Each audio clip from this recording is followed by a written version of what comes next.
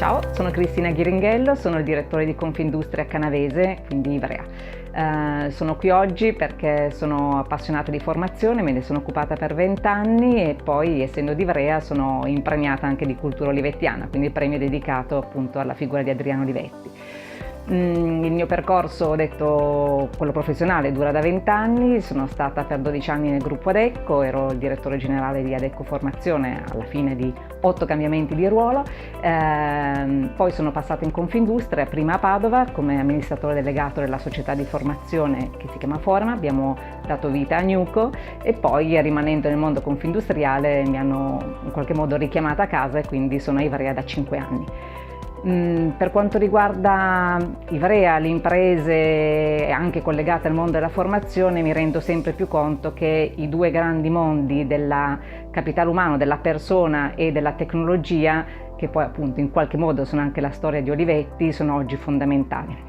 La tecnologia avanza in modo velocissimo e le persone in qualche modo o ne hanno paura o devono comunque sviluppare nuova tecnologia, prenderne consapevolezza e quindi usare le loro capacità personali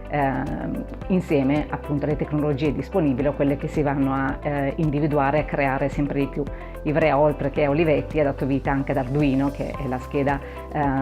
di software che ha dato vita poi a tutta quella che è la domotica e altri tipi di tecnologie. Quindi in qualche modo è un territorio che della tecnologia ha fatto la sua storia e del capitale umano per tutto quello che riguardava il senso di comunità di Adriano. Un'ultima battuta sulla collaborazione, sulle persone, sul fare squadra, sul lavorare per un obiettivo comune, quindi il rendersi conto che qualsiasi esso sia un grande ideale, un grande progetto è fatto da tante persone, quindi ognuno ci mette il suo, consapevole di essere un pezzo appunto di questa grande comunità che riguarda tutti gli altri.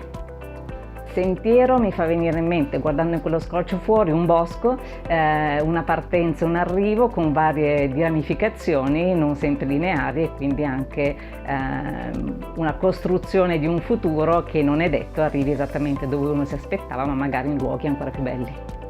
Consapevolezza vuol dire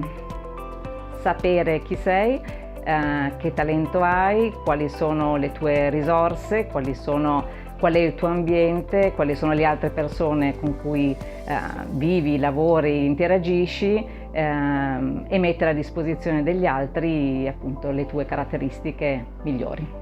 Alleanza, a parte Alleanza Assicurazione che abbiamo qui con noi, è il mettersi insieme per fare qualcosa, mettersi insieme per